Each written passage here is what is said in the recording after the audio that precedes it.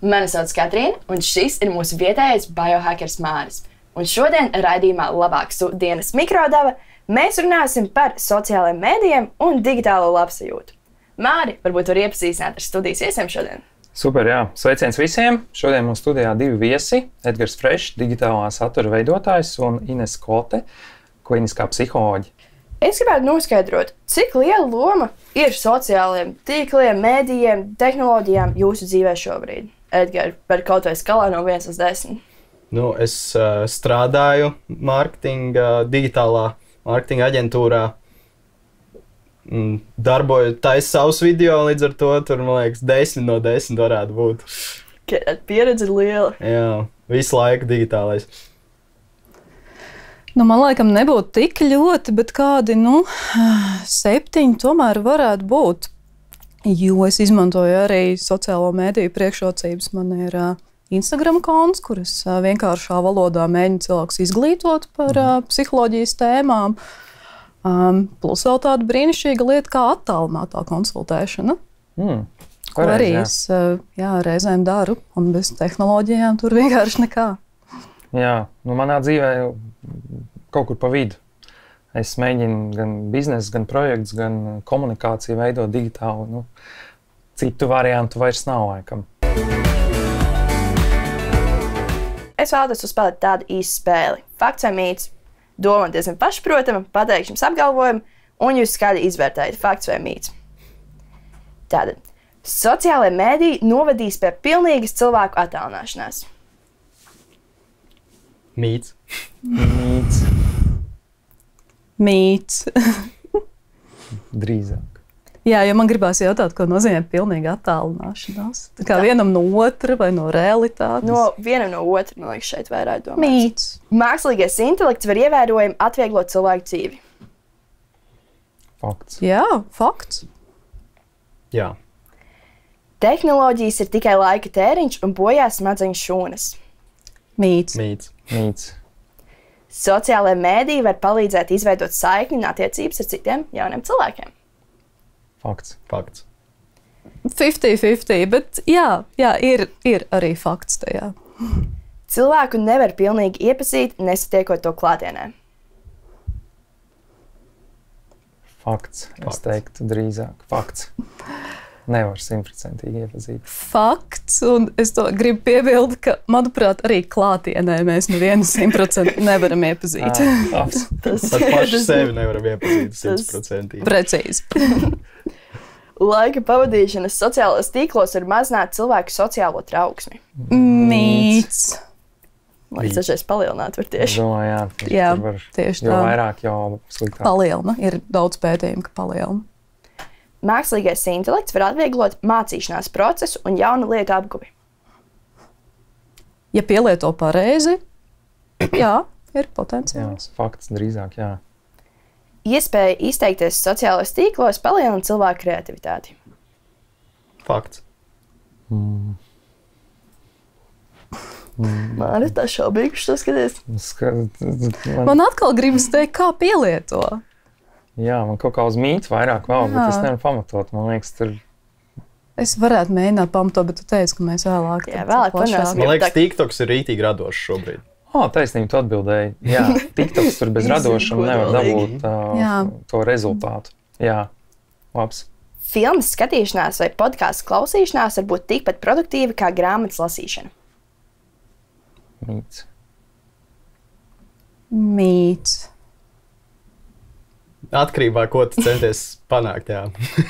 Jā, atkarībā, kas ir tā produktivitāte. Mēs zinām, ka grāmatas lasīšana attīst vairāk to vizuālo domāšanu, ka tev ir iztēle jāpielieto tomēr. Un valodas attīstību. Vārdu sakot, atkarībā, kāds ir tas rezultāts vēlamais, ko nozīmē tā produktivitāte. Okay. Regulārs digitālais detoks uzlabo mentālo veselību. Es teiktu fakts. Jā, fakts. Fakts. Tie, kas 24/7 ir savos telefonos, mazāk smaida. Pēc Edgara nepateiks. Jā, šis tāds būtu 24/7. Es neesmu 24/7. Man ir screen times kādas 7 stundas dienā. Okay. Es domāju, tie, kur ir 24/7, viņi vispār nesmaida, jo viņi jau ir komā kaut kādā brīdī. Tas būs neveselīgi. Šo mūsu īsā sadaļa noslēdzās. Tas nozīmē, ka šobrīd ir tas laiks, kad mēs tiešām varam lekt iekšā. Un pirmais jautājums, ko es tiešām arī gribēju apspriest, tas kreativitāte un sociālai tīkli. Kā šīs divas lietas jums saistās? Varbūt Edgars turētu pirmais, tikai tev arī bija ko teikt. Par radošumu es domāju, tie, kas taisa video saturu, lai izceltos, tev ir jābūt ļoti radošam. Un es arī, mana radošā izpausme ir ņemt rokās kameru, novietot viņu dažādos leņķos un izdomāt, ko es darīšu kameras priekšā, ko es rādīšu ar savām rokām. Tur ir daudz radošumu jāiegulda. Vēl set dizains vai ne, viss tas jau arī ir ļoti radošs. Tāpēc tas ir vizuāls mēdījis, tur tev jādomā, kā uztaisīt kaut ko krāsainu, kaut ko skaistu. Tad, piemēram, cilvēkam, kuram darbā pateicis, tu neesi pietiekami radošs, tev nav kreatīvas idejas, viņš varētu pamēģināt, varbūt uzsākt kaut ko savu sociālos tīklos. Kā jums liekas? Pie tā radošuma nāk klāt arī tā eksperimentēšana, tas, ko tu arī aprakstīji, kad mēs mēģinām kaut kādus veidus, kā dabūt to rezultātu. Rezultāts ir, ja mani skatās, tad es varētu teikt, ka es esmu radošs, bet, protams, tur tajos sociālajos tīklos, es pats spēlējos, es redzu, ka dažreiz man muļķības labāk aiziet nekā kaut kas radošs. Es teiktu, ka nevienmēr tie radošākie video ir tie, kas aiziet vislabāk. Tur ir drīzāk tie, kas ir atstrādāti tieši, kas spēlējas ar cilvēku psiholoģiju. Tie ir tie, kas vislabāk aiziet, bet tur kaut kādā ziņā ir dažreiz arī negribās ieguldīt tik daudz darba tajos video, jo tad sajūt, ka neviens viņus tāpatās neskatīsies. Man tā dažreiz ir, jā. Ines, kā tev pieredze? Jā, man šķiet patiesībā, ka varbūt radošums ir tā īpašība, kas palīdz radīt digitālo saturu, bet digitālā satura radīšana obligāti nenodrošina kreativitāti, jo ir gan daudz satura, kuru neviens negrib skatīties. Kur atkal mēs redzam, ka tur varētu arī nav tā radošuma, bet viņi atkal skatās. Tātad radošums varētu būt tas X komponents, kas palīdz radīt saturu digitālajiem mēdījiem. Jā. Bet vajag vēl kaut ko tātad. Tā es saskārušies ar vairākiem cilvēkiem, kuri tieši kaut ko sāk likt sociālos tīklos vai vispār vairāk ņemties mēdījiem, lai sevi izzinātu labāk. Ines, kā tev liekas, vai tas tā strādā? Vai mēs varam caur mēdījiem sevi paši labāk iepazīt? Es domāju, ka ir diezgan daudz, ko mēs tiešām varam izdarīt caur mēdījiem, lasot citu cilvēku pieredzes, lasot pētījumus. Vienīgi šeit tās briesmas, ka mums ļoti vajadzētu izsijāt, kur ir muļķības un kur ir tiešām tāda vērtīga informācija. Tad mūsdienās ir ļoti daudz informācijas par visu kaut ko. Bet jā, līdz zināmai kaut kādai robežai, es domāju, ka noteikti var palīdzēt. Es pati to cenšos dot cilvēkiem koncentrētu informāciju, domu, ka varbūt kādu kaut kas uzrunās. Es tā iedomājos, mēs runājām par tiem aizkadrā par komentāriem. Ja es kaut ko ielieku un visi cilvēki man sāk komentēt, ka Māri, tu esi logs, ko es pats no tā varētu mācīties? Tā tad man atkal jāpieņem lēmums, vai tiešām es tā sevi uzskatu, vai tā es sevi neuzskatu. Edgar, varbūt tev tā pieredze ir. Pirmais uzraksti to domu, kas tev ikdienā traucē un kas tevi sāpina. Pieņemsim, es esmu stulbs. Otrs, padomā, kas ir tie fakti, kas apliecina, ka tu tāds esi. Esi drošs. Tad, nezinu, vienreiz kāds man nosauc par stulbu, matemātikā man ir knapi 4, latviešu valodā esmu vispār nesekmīgs. Vairāk arī vairāk nevar izdomāt, ir šīs 3 lietas. Un tad ej tālāk. Kas ir fakti, reāli tavs dzīves fakti, kas apgāž šo domu, ka tu esi stulbs, kas norāda uz pretējo? Ka tava mamma ir teikusi, ka tu esi talantīga, kad vidējā atzīme skolā tev ir pietiekami laba, ka tev ir priekšmeti, kuri tev ļoti labi padodas, ka tev ir forši talantīgi draugi, un varētu būt, ka stulbiem cilvēkiem nav tik forši talantīgi draugi, un saraksti tā, lai tu pats arī redzi visas tās lietas, kas apgāž šo domu, un tad paskaties savu domu, tos 3 faktus, kas saka, ka tu esi stulbs, un tad tos daudzos faktus, kas apliecina to, ka tu varbūt tomēr tāds neesi. Un tad var uzdot sev jautājumu, cik tā doma ir patiesa. cik tu reāli tici tai savai domai? Nu, no 1 līdz 10, kur 1 ir neticu, 10 ir pilnībā ticu. Un tas var palīdzēt tev iegūt to sajūtu par to, vai tā ir tikai doma, kas tev kaut kur galvā maļās, nu, vai tā ir patiesība. Un ja tā ir tikai doma, tad atceries, ka domas galīgi nevienmēr ir patiesas. Atbildot uz tavu jautājumu vēl no sākuma, es domāju, ka noteikti var sevi attīstīt. Es pat iesaku bieži vien jauniešiem pamēģināt, iefilmēt sevi. Tas nav tik viegli, kā izskatās. Var iemācīties noformulēt savu viedokli, publiskās uzstāšanās prasmes. Es esmu iemācījies tādā veidā. Un arī scenāriju rakstīšu, vienkārši rakstīt, vai ne? Latviešu valodas skolā man nepatika rakstīt, bet izrādās tagad man tā ir ļoti svarīga prasme, ko es ikdienā pielietoju. Un arī no komentāriem, kad es sāku pirms pāris gadiem YouTube, tur vēl nebija tik asi tie komentāri, tur bija tiešām laba kritika, ko es ņēmu vērā. Parasti jau tās lietas ir kaut kādas, ko es pats apzinos, bet vienkārši es nebiju to sakārtojis. Pieņemsim, man tur komentēja par to, ka skaņu varētu uzlabot vai apgaismojumu. Un es to visu tā kā arī ņēmu vērā un darīju. Kāda tev pieredze tur aktīvajās kaut kādās platformās, TikToks un Instagrams? Vai no tām kaut ko, vai no dažādām platformām var mācīties dažādas pieredzes? Man patīk, ka Instagramā, TikTokā tieši no viena viedokļa tu neko neuzzinās nekādu informāciju. Jo ir daudz cilvēku, vai ne? Katram ir savs viedoklis, tāpēc taisu aptaujas kaut kādas. Tiešām cenšos ievākt, ne zinātniski, bet kaut kādus statistikas datus. Priekš sevis vai saprast? Priekš sevis, jā, es tur jautāju, kas cilvēkiem patīk labāk, kāds ir viņu viedoklis. Tur, piemēram, daži komentēja, ka man gari mati izskatās briesmīgi, daži komentēja, ka izskatās ļoti labi. Un, ja es uztaisu aptaujas, varu noskaidrot, kurš viedoklis tomēr ir pārsvarā. Un tas pats cits piemērs, ko es mēģināju tur noskaidrot, kādā valodā taisīt video. Tur, cik mani sekotāji māca angļu valodu labā līmenī, es to esmu jautājis.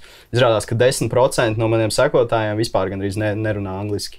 Un tādu informāciju man ļoti patīk iegūt, veicot aptaujas. Es gribētu parunāt tieši par arī tehnoloģiju un sociālo mediju iesaisti šobrīd skolās, darba vidēs. Ja tas tiešām mūsdienās, man liekas, arī aizies uz ofisu, tev jau gandrīz kāda mēndo to, tev ir jāmāk kaut kādā veidā, vismaz nedaudz orientēties tajās tehnoloģijās. Kā jums liekas, kā šī te pārtehnoloģēšanās, pat nezinu, kā pareizi pateikt, bet darba vidēs pie kādā novedīs? Vai varbūt komunikācija pasliktināsies, vai tieši otrādā, kāds ietekmē šo visu darba sfēru skolas? Ines. Ja domā par skolām un par tādu attālināto mācīšanos, kas ir tāds ļoti liels jautājums un bija ļoti liels un sāpīgs jautājums pēdējos gados, attālināta mācīšanās tieši skolēnu kontekstā gluži nav tas labākais veids. Ļoti daudz tieši par mentālo veselību, tad sāsinājās trauksme, sociālā trauksme, tad, kad bērniem bija jāatgriežas skolās, vienkārši sakāpa debesīs. Būtībā tas noteikti nenāca par labu psihiskajai veselībai. Bet, ja mēs domājam par darba vidi, droši vien atkarīgs kāds darbs, bet ir pieauguši cilvēki ar vēl citu dzīvi ārpus darba. Un attālināts darbs, piemēram, izmantojot tehnoloģijas, ir brīnišķīgi. Attālināti semināri ir brīnišķīgi. Tie man ir ļāvuši piedalīties semināros Austrālijā, neizejot no sava kabineta. Atkarīgs konteksts. Jā, ja mēs zinām to kontekstu, arī es esmu daudz ko mācījies, daudz ko ieguvis pēdējos 3 gados, tiešām mācoties no lektoriem, kuri savā ziņā bija spiesti iet digitāli.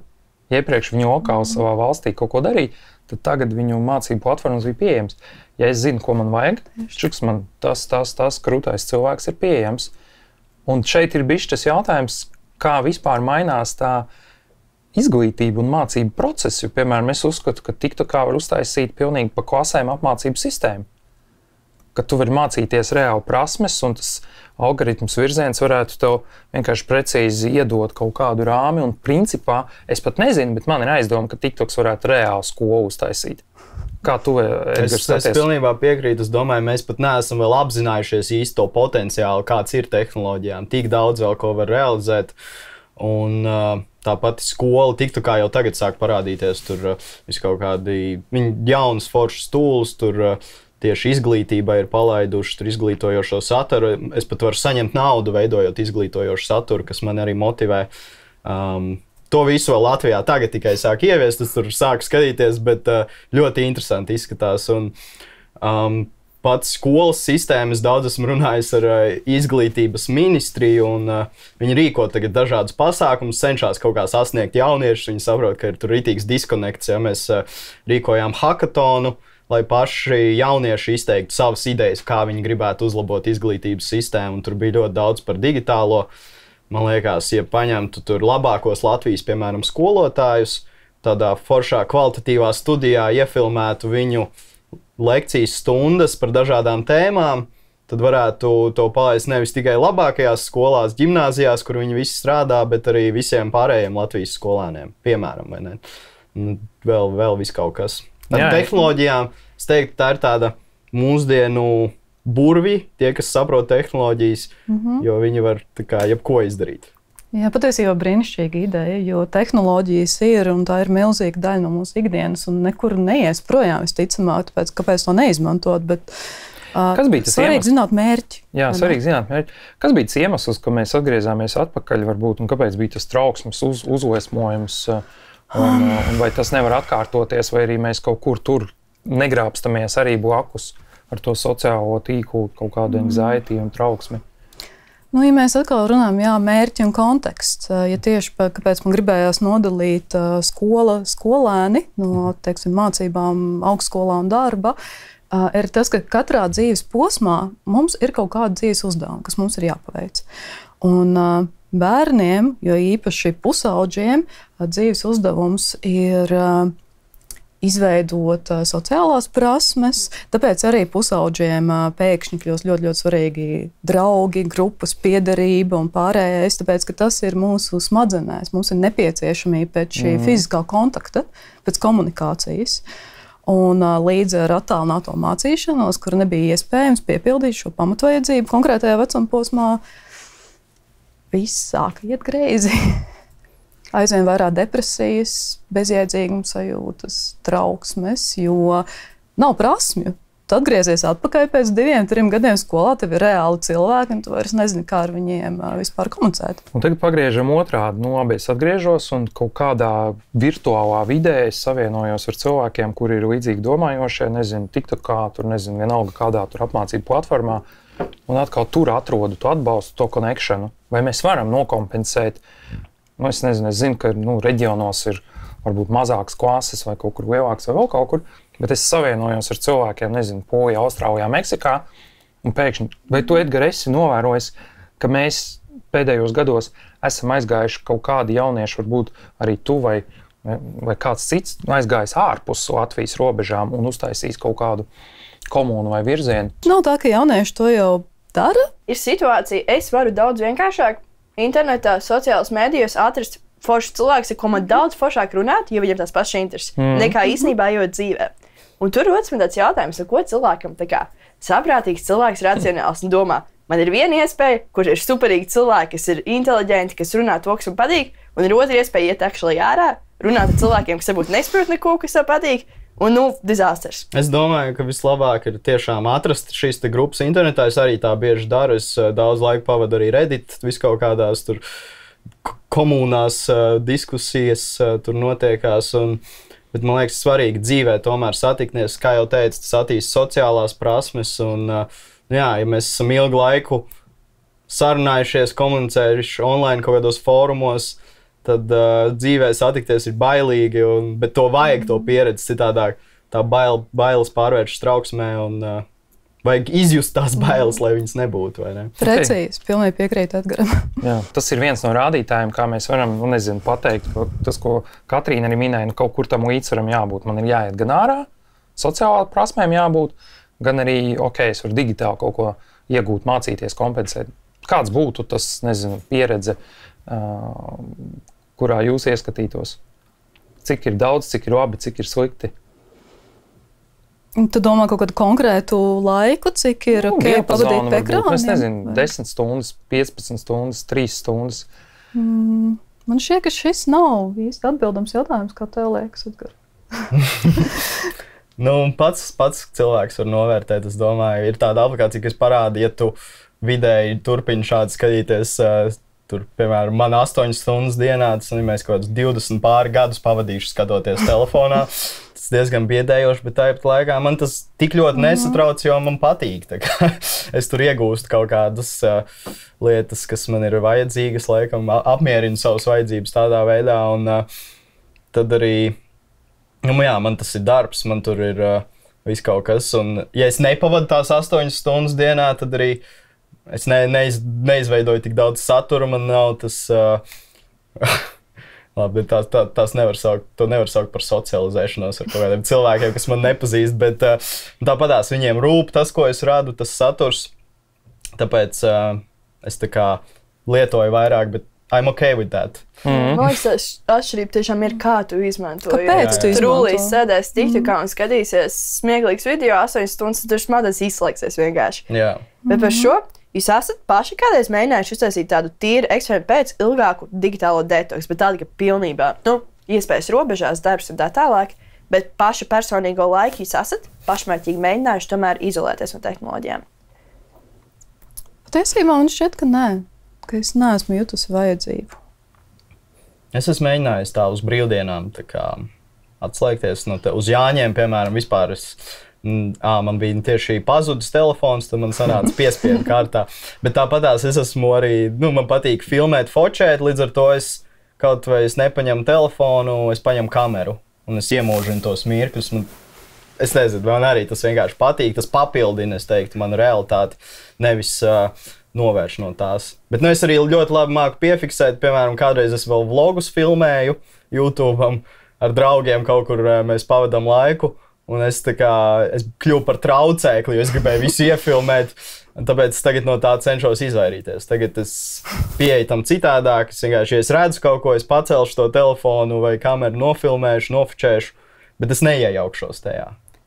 Jā, īstenībā par šobrīd ļoti daudz aplikācijas, arī tas pats Snapchat un arī vispār citi sāk taisīt tos atskatus. Pēc tam tev saliek, piemēram, arī Snapchatā, tu uztaisi tās bildes, pēc tam viņi var redzēt, kas tev tur pirms gada, ko tu darīji pirms 2. Kas man liekas īstenībā diezgan liels bonus tehnoloģijas, tā forši pasīties, kāds pats izaudzis. Bet tieši šis atskats uz sevi, tas varētu kaut kā palīdzēt arī cilvēkiem. Piemēram, Spotifyā, ka tu redzi, kādu mūziku tu klausījies, ko tu darīsi. Kā tev no psiholoģijas aspekta tas kaut kā palīdz reflektēt jaunais gads, pasmies, kā es esmu uzvedies? Es domāju, ka jā, ka tas noteikti var palīdzēt. Es paskatos tajā pašā Spotifyā, ko es klausījos, atceros, ka es gāju cauri tādam laikam, klausījos to mūziku, un tagad es esmu šeit, un tajā brīdī es nedomāju, ka es tikšu šeit. Un, jā, tas noteikti var palīdzēt. Tas ir bez mazliet varbūt arī ar tādu pašrefleksiju, kas es esmu, kas es biju un kas ir šobrīd. Tieši tā, precīzi. Ja mums kā cilvēkiem vispār ļoti svarīgi just to saikni ar tieši to, ko tikko teicu, tātad pagātne ir tas, kas man veidojas šajā brīdī, un tas, ko es daru šajā brīdī, veido mani nākotnē. Un ir ļoti svarīgi sajust šo plūdumu. Jā, Facebook un viss tā sociāla vide jau ir iemācījusies share the moment no tā. Un jautājums, cik mēs daudz pieslēdzam to apziņu, cik mēs daudz pašreflektējam ar to, ko mēs no tā iegūstam. Jo man arī, protams, izmet, un es tā domāju, kas vērtīgs bija tajā tad. Un dažreiz varbūt mēs negribam to pagātni redzēt, bet svarīgi ir uzdot tos jautājumus, kas vērtīgs no tā, Edgar? Man ir doma tāda, ka man liekas, ir tā kā mēs negribam sākumā to pašrefleksiju. Daudziem varētu šķist, ja es neredzu sevi, tad es neuztraucos par to, kāds es esmu un kāda starpība. Un tas tāds arī veselīgs mindsets no vienas puses, nerodas lieka trauksme kaut kāda. Es vakar aizgāju uz darbu, netīšām uzvilku cauras bikses, līdz es nepamanīju spogulī, ka man ir cauras bikses, es pat par to neaizdomājos. Ne? Līdz ko es ieraudzīju, es uzreiz sāku uztraukties, vai kāds cits arī pamanīs, ka man ir cauras bikses. Bet, mūsdienu pasaulē mums tā kā ir tāda, ir jāredz sevi vai ne, vai tagad es skatīšos šo raidījumu no malas, es skatīšos un analizēšu sevi. Sākumā parasti cilvēki sevi ieraug, viņiem nepatīk, kā izklausās viņu balss, viņiem nepatīk, kā viņi izskatās, tīpaši pusauģu vecumā. pavadīju tikko nedēļu vadot bērnu nomeni, tur meitenes vispār negribēja skatīties uz savām bildēm, mēs taisījām tur pasas bildītes, fočējām, nē, labāk nerādi man, vai ne? Bet ar laiku tu sāc pieņemt sevi, man liekas, tas ir vajadzīgs, tā kā iziet cauri tai trauksmei, ak, Dievs, es negribu sevi redzēt, sevi dzirdēt, bet ir tāds podcasts ar Tim Ferriss, ko es klausos, viņš teica, ka viņš iemācījās podcastu taisīt vienkārši runājot, tā kā ierakstot sarunu, bet tam ejot cauri katrai detaļai, analizējot savu valodu, un tad katru reizi uzlabojot, piedomājot pie tā, lai viņš izklausītos profesionālāk un tā tālāk. Tā kā, ja tu tiec pāri tam posmam, ka tu sevi visu laiku kritizē, tad tas ir ļoti vērtīgi. Vai metodi ierakstīt sevi, ielikt TikTokā video un gaidīt feedbacku un analizēt viņu un būtu ok, kā iepazīt sevi? Vai tas būtu par smagu? Nu, es tā darīju. Es ar Instagram storijiem tā darīju. Zini, man šķiet, ka šis ir tāds, no tiem komentāriem bieži vien tu jau ne jau sevi iepazīsti, bet vairāk uzzini par to cilvēku, kurš, kā tu teici, iekomentē, Māri, tu esi loks, ne jau tu uzzini, ka tu esi loks, tu uzzini, ka tas cilvēks šādā veidā uztver lietas vai grib kritizēt random svešnieku. Bet var pajautāt vēl draugiem kaut kādiem citiem cilvēkiem par ideju. Es tā vienmēr daru savus video, es parādu citiem no sākuma pajautāt viņu viedokli. Jā, tas būtu drošāks sākums. Jā, mums vajag to drošo vidi, kuras var paeksperimentēt, vai pēc tam es varu iet sabiedrībā. Bet es domāju, tas, ko Edgars teica, ierakstīt sevi, publicēt sevi, ka ne tik ļoti tāpēc, lai tu dabūtu to feedbacku no kaut kādu svešnieku komentāriem, bet tieši tāpēc, ka es to uzdrošināju. Es to pārvarēju bailes. Ko mēs iemācāmies? Bailes? Ko mēs iemācāmies nopublicējot, nezinu, vai interaktojot? Es to varu. Es to varu, sajūtu, tātad es to varu. Jā, es izdzīvoju. Es izdarīju kaut ko, no kā es baidījos, un es izdzīvoju. Jā, šis paceļ pārliecību, darīt kaut ko vēl arī, reālajā dzīvē. Mani kāds saprot. Es kaut ko runāju, komunicēju, viņi dzird, viņi saprata to, ko es gribēju viņiem pateikt. Maģiskās elpas vingrinājums. Kāpēc tas ir maģisks? Tieši tāpēc, ka pēc šī vingrinājuma visticamākais jūs sajutīsiet tūliņ kaut kādu efektu, un mums ļoti patīk darīt to, kam mēs redzam rezultātu, vai ne? Tas, kas jums vispirms jāizdara, mēģiniet sajust, mēģiniet saprast to, kas šobrīd notiek jūsu domās, jūsu prātā. Nedaudz veltiet tam laiku. Tālāk saliekam plaukstas šādi, uzliekam tās uz galvas un veicam 3 maģiskās elpas. Lēno ieelpu un vēl lēnāko un dziļāko izelpu. Un elpošanas laikā pievērsiet uzmanību tikai un vienīgi savai elpai. Kā tā jūsos ieplūst un izplūst.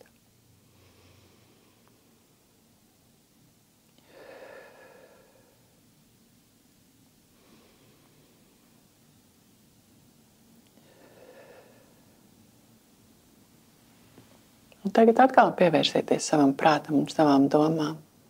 Vai tās ir tādas pašas kā pirms vingrinājuma? Varbūt jūsu prāts ir nedaudz nomierinājies.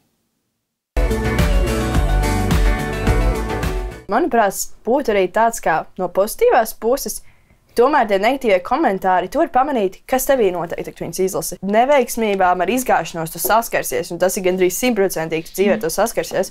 Man liekas, tas ir arī vēl viens aspekts. Mēs varam, varbūt digitālā vidē, tiešām no telefona tu vari jebkurā mirklī nolikt un mēģināt viņu dabūt ārā no galvas, nezinu, kaut ko dabā darīt un izdzēst to daļēji.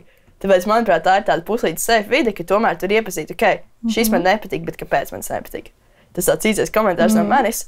Tas ir tas, kur mēs varam iemācīties kļūdīties, un tā ir tā kā droša vide, bet arī jābūt kaut kā, tāpēc ir tie draugi, kur tu vari pamēģināt, te tu vari kaut ko uzlabot, un šādā veidā darboties. Tu man īstenībā nopietni nākamais domas, kas ir apzinātība tieši tajā visā. Kurā mirklī kāds cilvēks ir iemācīties, ka saprast, šis man palīdz, šis ir konstruktīvs kritisisms, es progresēju, vai arī tomēr šis man sāk jau toksiski graut. Kā var to robežu atrast, ka tev vajag saprast, ka varbūt jāizkāp, vai arī viss kārtībā?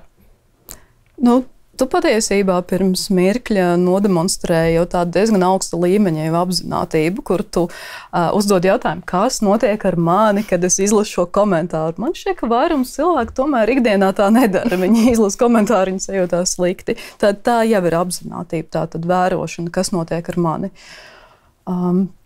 Būtībā apzinātība kā tāda ir šī vērošana no malas. Un ja tu jūti, ka tu vairs nespēji vērot no malas, ka tas jau tevi pārmācis tik ļoti, ka tu neko citu domāt vienkārši nespēji, nu tad vajag vēl kaut kādu papildu palīdzību. Šobrīd es pati pabeidzu starptautiskā bakalaurāta programmu, un man pēdējais gads bija, kur mēs nedrīkstam kā atsaucēs izmantot mākslīgo intelektu. Šobrīd, nākamais gads, es varu rakstīt esēju vēstures un izmantot mākslīgā intelekta faktus atsaucēs. Man nav jālasa grāmatas, man nav jāmeklē tekstiņi. Kā tas varētu ietekmēt šo cilvēku problēma risināšanas spējas, vispār tas, ka mums tik vienkārši ChatGPT ierakstam teikt, ka mums pateiks pilnībā visu? Nu, man te laikam nav tas pozitīvākais viedoklis, jo man šķiet, ka jā, es domāju, ka mūsdienās nav jāzina no galvas visi iespējamie fakti, bet tev vismaz ir jāzina, kur tos meklēt. Un ja tev tā kā ar karotīti ieliek visu mutītē, tad kā neattīsti pat spēju atrast sev vajadzīgo informāciju. Ja tā aplikācija nobrauc. Bet es nezinu, tā ir nākotne. Varbūt nākotnē mums vispār nevajadzēs. Katram būs savs kabatas mākslīgais intelekts, kam izpajautāt. Tad ir, kā tu redzi, tu šobrīd izmanto mākslīgo intelektu? Es izmantoju, man liekas, ka es to izmantoju citādāk, ka es ierakstu kaut kādu jautājumu, kā atrisināt kādu problēmu, un tad tur izstāstu soli pa solim, un tad es pats pārliecinos dzīvē, vai tas strādā vai nē. Ar tām esēju rakstīšanām tur varētu būt sarežģītāk, tu īsti nezini. Tāpat tās, man liekas, tu vari to darīt, bet vienkārši pārbaudīji, vai tie fakti ir īsti.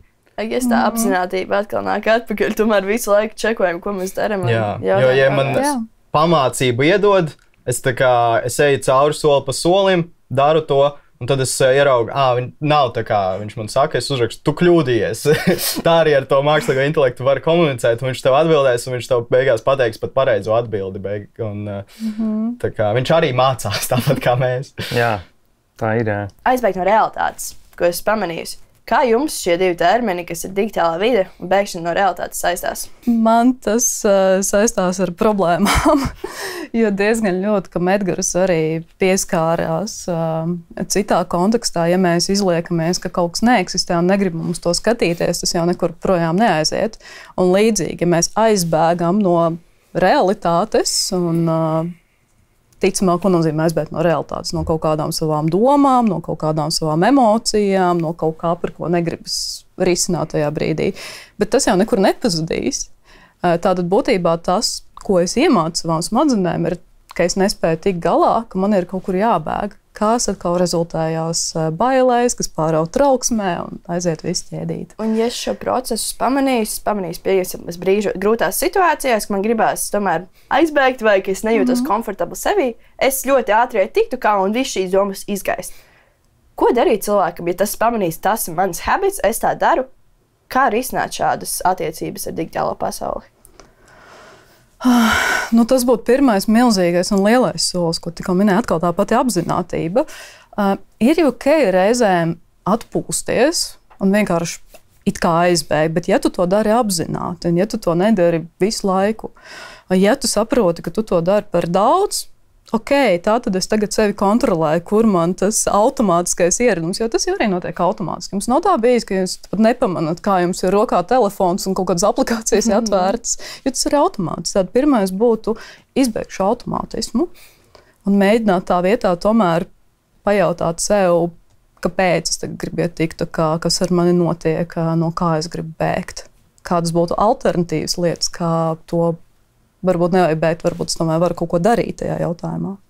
Tīs arī izslēgt nedaudz to autopilotu, varbūt, kas mums Precīzi, jā, un tas ir tas, kāpēc apzinātība ir domāta, lai izslēgtu autopilotu. Jā. Jo patiesībā mēs ļoti daudz ko darām pilnīgi automātiski. Mūsu smadzenes iemācās kaut kādu patērnu, tad mēs vienkārši darām. Mūsu mājdzīvnieki var būt izcili trauksmes samazinātāji. Piemēram, paglaudīt kaķi. Tas var būt arī ļoti labs apzinātības treniņš. Sajust kaķi mīksto kā žogu. sadzirdēt, kā kaķis murrā. Arī paspēlēties ar mājdzīvnieku. Un tam nav obligāti jābūt kaķim. Patiesībā arī suns vai kāmītis vai kaut vai zelta zivtiņa. Būšana kontaktā ar mājdzīvniekiem ļoti palīdz mums justies labāk. Edgar, tavu pieredzi veidojot kontentu, saturu, esi gājis cauri pats kaut kādām tādām krīzēm, man besi ārā tas digitālais, nezinu. Protams. Jā, kāds ir tās sajūtas? Es gribu Instagram dzēst ārā un visu dzēst ārā. Bet, kas bija tie momenti, kāpēc, vai kas bija tie, nezinu, sabrukumi, nezinu, fiziski? Tas dažreiz sajūta, ka es pats esmu daļa no problēmas, vai ne? Ka tur ir tas saturs, kas mūs padara tur tādu, tiktu kā tas īsais saturs, kas mūsu uzmanību padara vēl īsāku, ja tur, man liekas, es pats tādus video taisu, kāpēc es vispār to daru, bet tad es apzinos, par TikToku sākumā visi ļoti kritizēja TikTok, ka tas ir briesmīgs, bet tas jau ir atkarīgs vienkārši no tā, kādu saturu tur publicē, vai ne? Tāpēc es arī izdomāju pāriet uz TikToku, es tur varu radīt arī jēdzīgu saturu. Nav tikai jātaisa kaut kas bezjēdzīgs. Tāpēc es vienmēr paturu to domu prātā, kāds kaut ko iemācās no mana satura, un ir tie daži komentāri, kas vienmēr atspēko tās sajūtas iekšējās, ka gribās visu pamest. Un tad kāds uzrakst, man ļoti patīk tavu video, es daudz ko iemācos, un tad ir tāds, tomēr es kaut ko vērtīgi daru. Bet par tām atsvešināšanos no pasaules,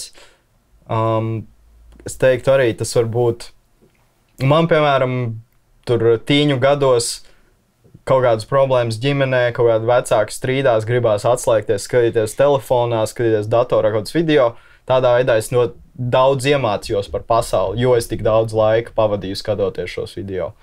Vai ir vēl daudz, es skatos tur kaut kādi smieklīgi satura veidotāji, kas tev ir kaut kādas dritīgi negatīvas domas, daudz kas nelabs notiek dzīvē. Var redzēt tos komentārus, paldies, tu uzlaboji manu dienu, vai ne, tavi joki uzlaboja manu dienu. Tas, man liekas, ir ritīgi forši. Man ir tā bijusi arī laba pieredze, bet no otras puses tagad es piefiksēju. Tā ir tā vienkārši apzināšanās, ka tā ir problēma, kad mēs ar draudzeni, piemēram, atnākam mājās, abi skatāmies TikToku un pat nerunājam viens ar otru. Līdz ko viens no mums piefiksē to lietu, mēs izejam no tā autopilota ārā. Un tev ir izvēle, vai tu turpini to autopilotu, vai arī tāds, varbūt mums vajadzētu nolikt telefonu malā un parunāt. Līdz ko tu to piefiksē, tad jau... Iegriezties reālajā pasaulē. Jā. Jo es pats pamanīju, piemēram, TikToks. Tiešām ļoti daudz kritizē tie vārdi short attention span, tā īsā uzmanība, kas izveidojas. Bet no manas puses es gribētu pretēji, es tiešām tik daudz man palīdz atrast, pieņemsim, gribu aiziet uz sporta zāli, kā tur kaut ko darīt, iemet TikTokā un tur tiešām ātrā tempā dabūt visu vajadzīgo informāciju. Vai šādā ātras informācijas pieeja arī ir mīnus, vai tās tomēr ir tas plus, ko mēs varam iegūt? Es domāju, tas ir viens no lielākajiem tehnoloģiju plusiem. Jo atkal, tehnoloģija nav ne laba, ne slikta. Viss atkarīgs, kāds ir mūsu mērķis, kā mēs to izmantojam. Tāpat kā arī Edgars, viņš, piemēram, cenšas kaut ko labu, lai nav daļa no tā visa. Kā ar ļoti daudz ko. Arī ar to nav nekas slikts reizēm novērst uzmanību, paskatoties TikToku, bet ja tā ir apzināta izvēle, jo es saprotu, man šajā brīdī vienkārši nav spēka ar to dīlot, es gribu atpūtināt smadzenes uz 10 minūtēm. Bet tas ir ļoti labs piemērs, ko tu minēji, vienkārši problēmu risināšana. Tas ir veids, kā mēs vislabāk arī iemācāmies, uzstādam kaut kādu mērķi, ko mēs gribam izdarīt, un tad jau attiecīgi meklējam informāciju, kā to izdarīt. Jo skolā bieži vien tev vienkārši liek kaut ko darīt, tu nezini, kāpēc tu to dari, tev nav motivācijas to iemācīties, bet tas ir, man liekas, veids, es pat no viena kosmonauta ir tāds Chris Hadfield, viens slavens kosmonauts, kas pateicis ļoti vienkārši, kā viņš iemācījās būt par kosmonautu. Viņš izdomāja kaut kādu 30 dienu izaicinājumu, tur es ēdīšu veselīgi vai es tur sportošu katru dienu. Viņš to izdarīja. Viņš iemācās kaut ko jaunu, viņš ir labāks cilvēks, tad viņš dara to pašu. Un tā gadu no gada katru mēnesi. Un tas pats, vienkārši, tu gribi aiziet uz sporta zāli, man arī bija pirms gada šī atklāsmē, es gribu sportot, būt veselīgāks. Es reāli 2 dienu laikā no TikTok, no YouTube iegūt tik daudz informācijas, kas ir seti, kas ir repi, cik daudz man vajag celt tos svarus trenižieru zālē. Un vēl, protams, konsultējos ar kādiem draugiem, kas to saprot, jo tikai internetā tur bieži vien var daudz informācijas avoti ir. Jā, ņemot vērā to konsultēšanos, tu bieži vien piemini. Tu tā kā ar skepsi tomēr uztver visu to, kas ir digitālais, jo es redzu, ka tu tā kā rečeko visu. Es arī tā līdzīgi daru. Tā teikt, ar kaut kādiem, ja es kaut ko redzu un tiešām, ja es gribu savā dzīvē kaut ko izdarīt, tad es dabūnu, nezinu, ekspertu speciālistu un mēģinu kaut kā salinkot to, ko es tur no simtiem cilvēku redzēju. Tas ir no personīgās pieredzes, daudz es kļūdījies. Es domāju, kad es biju jaunāks, es tur sāku skatīties uz kādus video un uzzināju tur piemēram, ka ēst 1 reizi dienā, tas ir tā kā labākā lieta ever, vai es tos tagad sākšu darīt, un tad es saprotu, varbūt tas nav tā kā tur pats labākais, un izrādās viedokļi atšķirās, un tāpēc tu saproti, vajag izpētīt vairāk, jo iekrist fanātismā nekad nav labi. Un tas digitālais algoritms jau, ja tu meklē 1 reizi ēst un nezinu, vai jebkuru tēmu, viņš tev dod tikai to, tāpēc tev ir prātā jāsaprot, ka tev vajag to otru viedokli. Jā, vienmēr. Tev vajag vienmēr to otru viedokli. Vai trešo, vai nav tās kļūdīšanās, erori, nezinu. To es ļoti bieži novēroju, ka cilvēkiem ir tas viedoklis, viņi meklē veidus, kā apstiprināt savu viedokli. Tāpēc tur iznāk žurnāla raksts, tur cukurs ir veselīgs, sviests ir veselīgs, tad es zināju, yes! Bet ir ļoti svarīgi paturēt prātā, ka, tev ir tas viedoklis, nevienmēr tas, ja man kāds izstāstīs, ka kaut kāda lieta, ko es daru, ir neveselīga, viņam būs pamatoti fakti, es viņu uzklausīšu, es nemetīšu to projām. Īsībā izklausās, ka diezgan iepazīšana tehnoloģijas sociālā vide, tas tāds apzinātības treniņš diezgan liels, ir tas tāds labs ceļš, kā var tiešām. Tā ir tā kritiskā domāšana, par ko visi runā. Bet tas būtu tajā ideālajā variantā. Tas varētu būt, ja tas ir tā viena lieta, ko varētu nodot skatītājiem, klausītājiem, ka pieiet kritiski arī mākslīgajam intelektam visu, ko jūs atrodat, jo mums ir jāatcerās, ka mūsdienās pilnīgi ik viens var kļūt par satura veidotāju. Viņš var sacerēt jebko, pateikt jebko, un pateikt, ka viņš ir, jebkas, ka viņam ir grādi, un vajag pārbaudīt, pirms jūs sekojat kaut kam. Kā šobrīd es esmu, 15, 20 gadi sāku kaut kam sekot, varbūt pats vēl mentāli, fiziski, prātā daudz ko nesaprotu. Kā izvairīties no tiem riskiem, lai digitālajā saturā nonāktu maksimāli pareizajās sliedēs, ja tā var teikt. Varbūt kādam arī otrādi vajag nokļūt nepareizajās sliedēs, lai saprastu, kas ir pareizi. Kā digitālā vide var mūs aizsargāt vai palīdzēt? Personīgā pieredze vienkārši darīt. Bet es gribēju pieminēt vienu tādu interesantu lietu. Es novēroju, ka ļoti daudz vecāki cenšas pasargāt savus bērnus, kas, man liekas, ir tik forši. Jaunākiem bērniem tur neļauj visu laiku izmantot telefonu, tagad var uzlikt visu kādus limitus attālināti, tur bērna telefonam. Tur pēc 11. vakarā nelietot, viņi nevar vispār atvērt telefonu, ieslēgt vai nevar konkrētas aplikācijas ilgāk par pusstundu vai stundu lietot. Bet man šķiet, ka ir vajag kaut kādu brīdi, kad vecāks sajūt, vai tie ir 12, 13, parasti, man liekas, sociālos tīklos var reģistrēties oficiāli no 13 gadu vecuma, ka viņiem tomēr atļaut pamēģināt pašiem eksperimentēt, jo tādāk viņi neiemācīsies to robežu. Ja tu viņiem visu laiku aizliegsi, līdz pat 16 gadu vecumam, tad viņi pēc tam gribēs varbūt pat vairāk tās tehnoloģijas lietot. Ja 13 gados pateiks, mēs tev visus limitus noņemam, un tagad tu pats gribi līdz 2 naktī, spaidi līdz 2 naktī, bet tev rīt jāceļās uz skolu. Tā es pats iemācījos. Man bija tie brīži, kas bija ļoti svarīgi, kad es Counter-Strike spēlēju līdz 2 naktī, un pēc tam lūdzos, es varu neiet uz skolu. Nē, tev jāiet uz skolu, pats vainīgs, un tā arī mēs iemācījāmies. Un tas pats ar kaut kādu to kritisko domāšanu.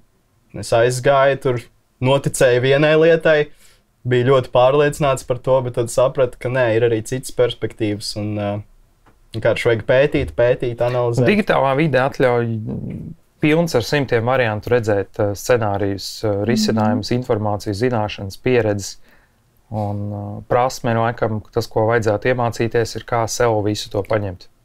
Jā, tieši tā. Īstenībā, lai arī tālāk virsīt šo sarunu, tas fakts, ka jau šobrīd viss ir tik attīstīts un man jau pat neaptveram tas process, cik ātri viss notiek, es gribētu iekāpt vēl tālākā nākotnē. aizceļosim kaut kur, es teiktu, šodien 100 gadus nākotnē. Kā jums izskatās pasaule? Kā varētu izstīties vienkāršas lietas kā komunikācija, nezinu, dzīves pieredzes, pieņemsim, vai cilvēks varētu dzīvot tikai virtuālā realitātē? Varētu uzburt šādu ainu? Zinu, grūti, man ir grūti, jo tehnoloģijas ir tik nenormāli strauji attīstījušās, tik īsā laikā, un 100 gadu liekas, 100 gados es pat nevaru pat iztēloties, kas tu vari. Ne, tas, kas notiek internets, ko mums ir radījis, to daudz sauc par vienkārši demokratizāciju. Viss, ne tikai iepriekš mums ir bijusi demokrātija, it kā tur politiski, formāli demokrātija, bet tagad tiešām ir visu lietu demokratizācija. Tas, ko tu minēji iepriekš, ka jebkurš var būt eksperts, izlikties par ekspertu, tas var būt arī negatīvi, bet tāpat laikā pēdējos 50, 100 gadus mums ir bijuši kaut kādi TV eksperti, mums ir bijuši tur ārsti vai ne, kas visu pasaka, kuri nevienmēr ir īstenībā tādi eksperti, kā viņi arī visi jau. Arī tie, ja tu iegūsti augstāko izglītību, nevienmēr tu esi eksperts tajā jomā. Un tas ir baigi forši, ka ir šī demokratizācija, kā tas izpaužās.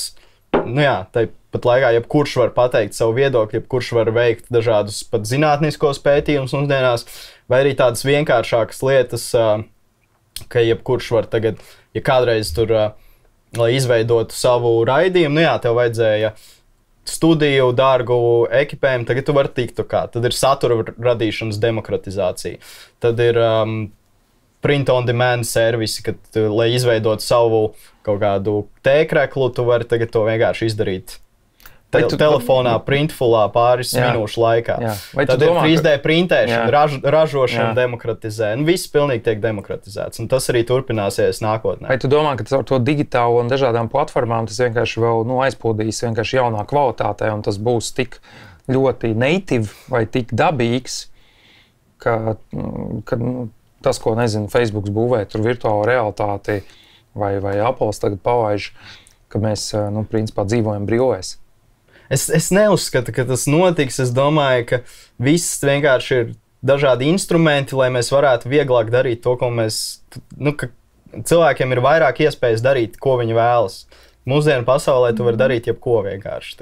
Tev ir ideja, internetā var atrast veidu, kā to izdarīt. Un tas palieks arvien izplatītāk. Jā, man aizsērās, tagad radās tā viena doma. Šobrīd jau sāk palikt tā balss cilvēkiem, kas ir online. Tu vari jau radīt tā kā un tiešām kustības noteikti sāks jau online. Mēs sasniegsim mirkli, kad šāda online kustība apgāzīs pilnībā. Pieņemsim Amerikā ļoti strīdīgi šobrīd daudz diskusijas notiks par dažādām tēmām, kur valsts iekārta ir kaut ko noteikusi. Bet arvien vairāk cilvēki sāk izmantot savu balsi tīpaši online, lai runātu par šo. Mēs sasniegsim laiku, kad jaunieši pieņemsim varēs apgāzt kaut kādus valsts likumus tīri tāpēc, ka viņi parādīs online. Mums šis nepatīk, kas notiek. Es domāju, ka tas laiks pa lielam varētu būt jau tagad, un pat Latvijā bieži vien tā saucamie Twitter cepieni mēdz pievērst uzmanību kaut kādiem jautājumiem, kaut kas tiek mainīts. Tāpēc. Kaut kādās jomās tas noteikti jau notiek. Grūti, man liekas, valstī ir kaut kādas noteiktas funkcijas, kuras paliks, vai ne kaut kāda kontrolēt kaut kādas sabiedrībai svarīgas lietas. Tā piemēram, tur mākslīgo intelektu, man liekas, kaut kā vajadzētu nokontrolēt, par ko Ilons Masks daudz runā.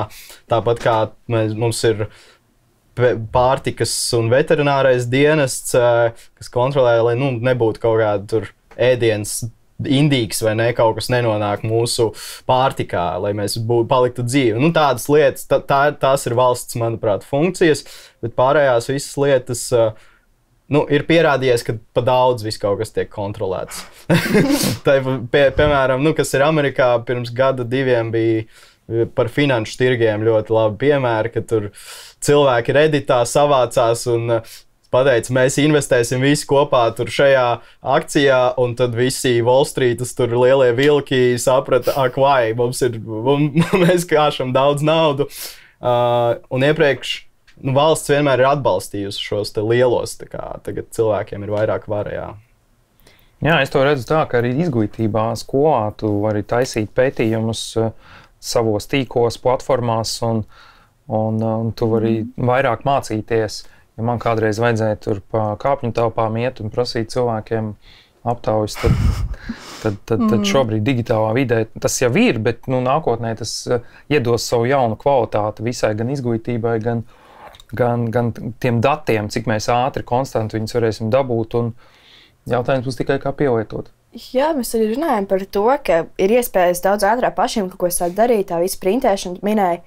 Kā jums liekas, vai jaunieši ātrāk kļūs arī pastāvīgāk ar laiku, vai šis novedīs pie tāda jauno uzņēmēju uzplūduma, kas jau lēnām notiek, bet vai jums liekas, šie procenti vēl vairāk augs? Tieši, ka jauniešiem ir lielākas iespējas pašiem ātrāk kaut ko sākt darīt. Es domāju, jā, tas notiek. Notiks, kad tas vecums, kad galva sāk strādāt jau vairāk, būtiski kā pieaugušiem, varbūt smieklīgi izklausās, bet kad tu sāc būt arī atbildēt par saviem lēmumiem un tiešām just šo atbildības sajūtu. Jo es sāku novērst, man liekas, iestājas ātrāk nedaudz jau. Man liekas, ka jā. Kādos noteiktos aspektos, es teiktu, jo mūsu smadzenes jau patiesībā tā baigi nemainās un nav mainījušās tūkstošiem gadu, tādas, kādas tās bija, tādas tās ir. Mainās vide ap mums, un mēs pielāgojamies videi. Un cilvēks arī ļoti tāds daudzšķautņains. Un kaut kādos aspektos, jā, tā pieaugšana notiek ātrāk, bet tad, es domāju, arī citi aspekti, kas joprojām iepaliek. Man liekas, tie vairāk ir, kas saistīti ar emocionālo veselību, ar attiecību veidošanu, bet toties, jā, ambīcijas, savu darbs, savus uzņēmumus, tas viss atkal varētu šauties priekšu. Man liekas, tagad grūtākais, pēdējo 100 gadu laikā dzīvot ir palicis daudz vienkāršāk, tā kā izdzīvot, vai ne? Mēs varam būt pieauguši, jo viss ja pilsētā dzīvo par tavām kaut kādām vajadzībām, izdzīvošanas, viss ir, citi jau ir parūpējušies, viņi tev palīdz ar to. Šobrīd grūtākais ir nauda, vai ne? Jauniešiem dabūt naudu, lai izdzīvotu, un es domāju, ka tas noteikti arī attīstīsies, ka, jau tuvāko gadu laikā tur ļoti daudz darbi tiks aizvietot ar mākslīgo intelektu, līdz ar to vienkārši vajadzēs kaut kādu. Es uzskatu, ka jau drīz varētu tuvāko 10 gadu laikā parādīties tur kaut kāds universal basic income, ka maksā visiem cilvēkiem kādu summu, lai mēs vispār varētu izdzīvot, un tad arī sabiedrība varētu sākt attīstīties vēl straujāk, ka tev vairs nav jādomā par izdzīvošanu, ka tev tā nauda ir, un tad tu vari jau būvēt kaut ko lielāku. Domāju, tas ir tas nākamais solis, kad tas kļūst par vienkārši. It kā jau tagad mēs sakam, ka tur ūdens un ēdiens ir basic human rights, ka mums visiem jābūt tam pieejamam, bet tas kļūst tāds reālāks. Tā kā praksē arī tas būs, es domāju. Un, jā, ja mašīnas vēl brauc pašas, tad... Tieši tā tad ir vesela virkne darbība, kas bija līdz šim cilvēkiem jāattīsta, bet pēc tam vienkārši nevajadzēs vairāk. Līdz ar to būs kaut kādas sfēras, kas salīdzinot ar iepriekšējo paudžu pieaugušajiem nebūs attīstītas. Un kaut kādas sfēras, kas būs attīstītas daudz ātrāk un spēcīgāk. Un es arī pamanīju, lai ko mēs te liktu priekšā kā fantāzija, bet tas jau notiek kaut kādā mērā. Arī tas, ko tu minēji par to, ka, man liekas, daudzās valstīs ir valsts, kur tas ir izmēģināts jau, kur cilvēkiem vienkārši iedod kaut kādu basic income. Jā, šobrīd Lielbritānijā kaut kādus testus veids. Vēl par transportu, man liekas, Dienvidkorejā jau braukā autobusi paši tur pa konkrētiem maršrutiem. Mums vienkārši tas viss vēl ir, līdz mums tas nonāks kaut kādā brīdī. Bet es varu iztēloties tādu realitāti, kur tiešām, tā kā tu teici, visi staigājam ar brillēm, un mums ir nezinu cik dimensijas, no kurām mēs varam izvēlēties, kur virtuāli dzīvot. Šķiet, ka tā varētu notikt kādā brīdī. Jā. Jā, es parasti teiktu, atgriežamies tagadnē, bet šoreiz, man liekas, tā tagadne nākotnes robeža, jo mums pa vidu es saplūdusi. Bet pagaidi, varam vēl paturpināt par tām brillēm. Man baigi patīk tas viss koncepts, bet papildinātā realitāte, nevis virtuālā realitāte. Tā ir tik brīnišķīga doma, ko vēl katru dienu eju Redditā, klausos, kādi ir jaunumi. Tur izstrādātāji daudz diskutē, kādas aplikācijas viņi veido priekš Apple Vision Pro jaunajām brillēm. Un es pats viņas centīšos dabūt pēc iespējas ātrāk. Es zinu, ka būs kāds laiciņš, jo sākumā viņas tikai Amerikā palaidīs. Bet man liekas nereāli ērti, ka man nav jātur ar roku šis telefons augšā, ka es varu tā kā... Viņi ir izdomājuši ļoti, ļoti loģiski. Tu tur vienkārši sēdi, ko mēs tagad to darām. Tev ir brilles uz galvas, un tev roka ir tā kā, un acis tu vari izmantot to To visu tev pēkšņi vairs nevajag celt visu laiku telefonu, tas kļūst ērtāk, tu kļūsti produktīvāks. Ja tu, piemēram, ja es montēju video, es to varu darīt vienkārši sēžot, guļot, jebkā. Bet es domāju, ka līdz tās nebūs mazas, vieglas brilles, cilvēki nesāks viņus valkāt 10 stundas dienā. Tāpēc jau viņi ir uztaisījuši bateriju 2 stundas dienā pagaidām, bet nākotnē noteikti mums visiem, es domāju, pēc gadiem 20 būs tās brilles, novilksim viņas kaut kādos brīžos, lai varbūt uzlādētu, varbūt bezvadu viņu sāk. Bet viņas tā kā papildinās to realitāti, man liekas, būs vēl foršāk. Jā, es domāju, ka tie nākošie realitāti tādām brillēm, tur arī varētu šādu raidījumu nosīties, un tu uzreiz jau pateiks visas svarīgās detaļas, kas tev jāpiefiksē. Bet tā kā, diemžēl, šādas brilles vēl mums šeit nav. Es jau tagad sāku domāt par to, kā es, piemēram, savu video varētu uztaisīt ar 3D kaut kādu 180 grādu kameru, kad cilvēks uzvelk brilles un viņš ir šeit ar mums studijā. Viņš sēž blakus krēslā, jā, piemēram. Tas būtu tiešām stilīgi. Jums ir kādas, varbūt, atziņas pašiem vai kādi padomi, ko jūs vēlatos dot skatītājiem? Galvenais, kā tomēr visefektīvāk atrasties šajā digitālajā pasaulē, kur mēs esam? Es laikam tad no tāda psihologa viedokļa, ko es gribētu pateikt, ka aizbēgšana nav laba lieta, ko darīt. Ja gribas lietot šo vārdu aizbēgt, tad tas jau ir signāls, ka vajag apstāties un padomāt, jo aizbēgšana ilgtermiņā rada tikai un vienīgi trauksmi, ne tikai no tehnoloģija, no jebkā, no kā mēs gribam aizbēgt. Ka tas, ko sauc par ekspozīciju, ko Edgars daudz stāstīja, ka tu vienkārši pārvar bailes un dari. Tātad tas būtu viens. Tad nākamais apzinātība kā prasme un kritiskā domāšana. Edgar?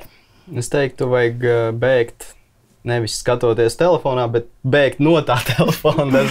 Varbūt burtiski paskatīt. Ja man ir sajūta, ka es pa daudz skatos, es vienkārši nometu nost, aizēju vispār bez nekā pastaigāties, brīvdienās pie dabas, un tas, man liekas, ir ļoti, ļoti svarīgi.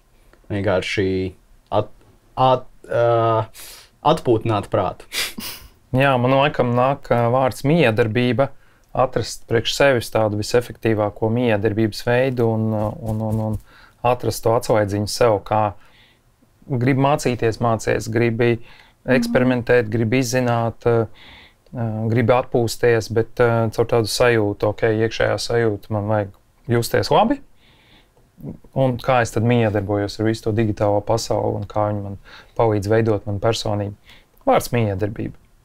Es domāju, ka ļoti skaisti, un šādas notas mēs arī šo raidījumu varētu noslēgt. Es gribētu teikt lielu paldies mūsu viesiem, un tev, Māri. Super. Un tad jau tiekamies nākamajā epizodē. Tā.